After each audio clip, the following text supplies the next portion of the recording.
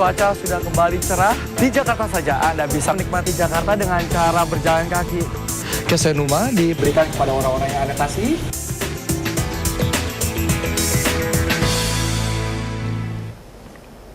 Pemirsa, lebih dari 30 tahun pedagang kaki lima atau PKL tidak bisa dipisahkan dari pasar grosir terbesar se-Asia Tenggara, yaitu Pasar Tanah Abang. Ya, namun wajah Tanah Abang kini berubah drastis. Kemarin kita juga lewat ya, Mike ya. Tidak ada tenda PKL yang mengganggu jalan dan yang pastinya adalah arus lalu lintas lancar dan kekumuhan yang biasa di pinggir-pinggir itu perlahan menghilang. Betul. Masyarakat senang, namun tentu ini belum merupakan akhir yang bahagia, pemirsa. Ini adalah awal dari sebuah pekerjaan rumah atau PR besar bagi Jakarta Baru jika ingin benar-benar berbenah. Dan pemirsa, ini semua akan dikupas tuntas dalam Kacamata Michael.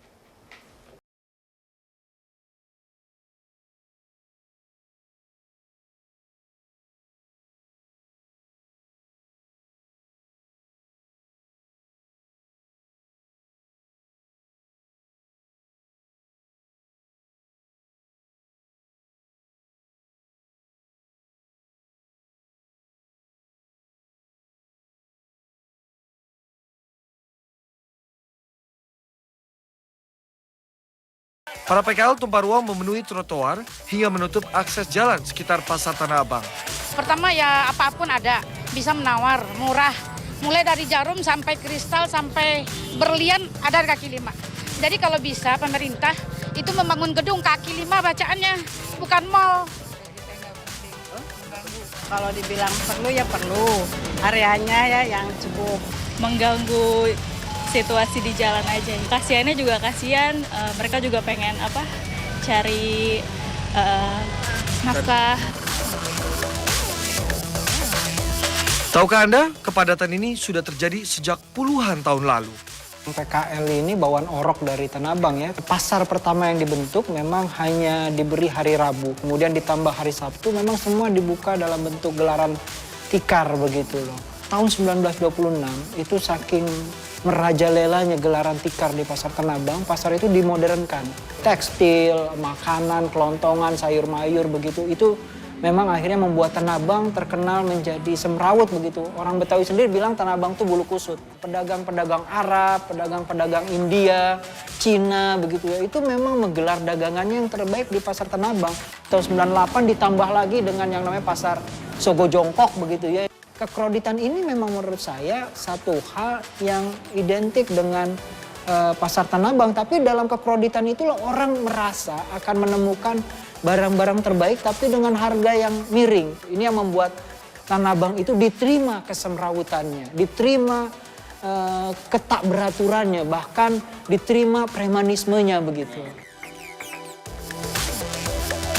Tak heran saat ini Pemprov DKI berupaya menertibkan keberadaan para PKL ini. Ruas-ruas jalan mana yang bisa membuat perekonomian mampet sirkulasinya. Ya kebetulan aja Tanah Abang.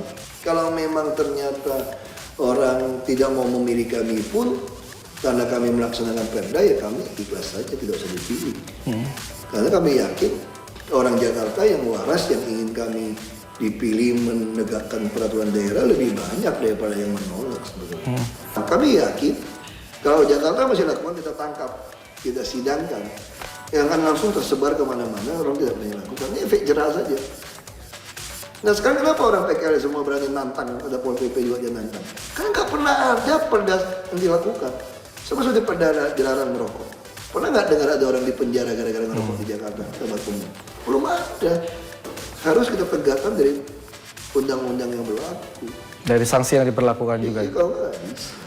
Kami hanya mencari makan, mencari rezeki yang halal. Oleh karena itu kami ingin dimanusiakan. Emang menurut Bapak pendekatannya kurang manusiawi gitu? Saya kira iya.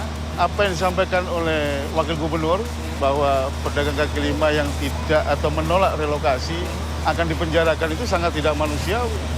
Langkah persuasif seperti apa sih yang diharapkan para PKL? Yang pertama mereka dilibatkan, diajak ngomong, disapa sama pemimpin ya. Tidak ujuk-ujuk kemudian sebelum lebaran harus bersih. Yang menolak dilaporkan polisi dan dipenjarakan. Itu sangat menyakiti hati. PKL kan manusia juga. Tapi bukannya sudah beberapa kali disosialisasikan, Pak? Saya kira dialog secara two-way traffic belum dilakukan sama pemerintah DKI Jakarta. Jadi Bapak merasa ini sepihak saja? Sepihak, iya. sepihak dan memakai kekuasaan. Dan saya anggap terlalu arogan dan otoriter. Penertiban disertai wacana relokasi ke Blok G pun dilakukan Pemprov DKI. Lalu bagaimana kondisi Blok G di mata para PKL? Pedagang kaki lima itu harus ada pembeli.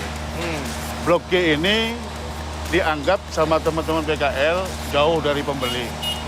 Padahal PKL itu sekali jualan, nggak laku, besok bisa bangkrut. Ini persoalan mata pencarian dan kehidupan. Kemudian yang kedua, Blok G ini sangat tidak layak, ya, kumuh. Ya. Oleh karena itu saya minta kepada Pak Jokowi dan Pak Ahok untuk segera memperbaiki. Supaya layak, kalau layak itu pembeli bisa datang gitu. Terus jembatan ini juga harus sudah tersambungkan, kalau nggak ada pembeli yang datang. Yang penting itu Pemprov ada jaminan bahwa mereka 6 bulan ke depan, ini kan 6 bulan gratis nih, pasca 6 bulan ini gimana? Finance engineeringnya gimana? Apakah PKL dibebani sewa per tahun sekian juta rupiah, atau ada mekanisme keuangan kerjasama dengan lembaga perbankan misalkan? Kalau PKL disuruh bayar jutaan rupiah, puluhan juta, 20 juta kan nggak mampu mereka. Kalau itu nggak mampu pasti terjadi lagi. Percuma saja relokasi kalau nggak disiapkan dengan baik. Dan kita juga tidak bisa memenuhi permintaan yang tidak masuk akal. Sebetulnya kita ada dialog. Tapi nama juga orang kan maunya kan seenaknya juga gitu kan. Nah kalau ada seenaknya itu harus lakukan penegakan hukum. Akan kasih ancaman kurungan pidana. Kami begitu terpilih, dapat mandat dari warga DKI, kami disumpah. Kami tidak ada pilihan, kami harus bisa menegakkan peraturan daerah yang baik kita. Sebenarnya prinsip kita siapapun berhak untuk dagang di DKI. Tapi Anda datang ya harus ikutin aturan. Memang perbaikan terus dilakukan agar fasilitas Blok G siap menampung para pedagang kaki lima ini. Ini gebrakan dan kuda-kuda yang sangat bagus dari Ahok dan Jokowi. Tapi gebrakan ini harus dilanjutkan oleh jurus-jurus selanjutnya yang menurut saya yang harus lebih menghidupkan begitu. Artinya bukan mematikan ya, tapi menghidupkan para pedagang kaki lima. Tantangan bagi orang-orang di Tanah Abang sendiri, pasar Tanah Abang itu bisa memiliki citra yang lebih baik dari yang selama ini digambarkan sebagai bulu kusut bahkan oleh orang Betawinya sendiri. Penyelesaian masalah pasar Tanah Abang ini juga akan bisa menjadi percontohan penyelesaian masalah kesemrautan hampir semua pasar-pasar besar di Jakarta misalnya, bahkan di Indonesia. Orang berdagang di pasar Tanah Abang berpikir mengakses pembeli begitu ya. Pembeli juga ingin mendapat kemudahan dalam membeli. Ini sebenarnya yang menurut saya sejak lama menjadi persoalan pasar tumpah yang lebih diminati orang ketimbang masuk ke dalam blok-blok begitu. Pemirsa, pernahkah Anda membayangkan wajah pasar Tanah Abang seperti saat ini, bersih dan lengang dari sejumlah PKL yang biasa semeraut di sepanjang jalan ini?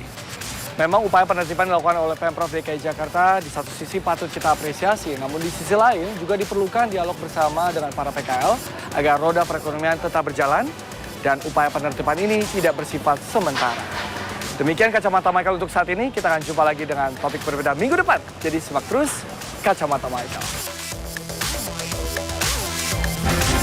Wow, tapi kemarin beneran ya kita coba lewat jalan situ biasanya macetnya Lengang, berkilometer-kilometer. Pertama karena lebaran, tapi memang lengang gitu ya. Betul, dan enak sekali. Tapi kita harapkan 1-2 bulan ke depan ini terus terjadi kondusif ya. Suasana di sana kondusif dan PKL bersedia untuk direlokasi meskipun masih dalam tahap pendaftaran.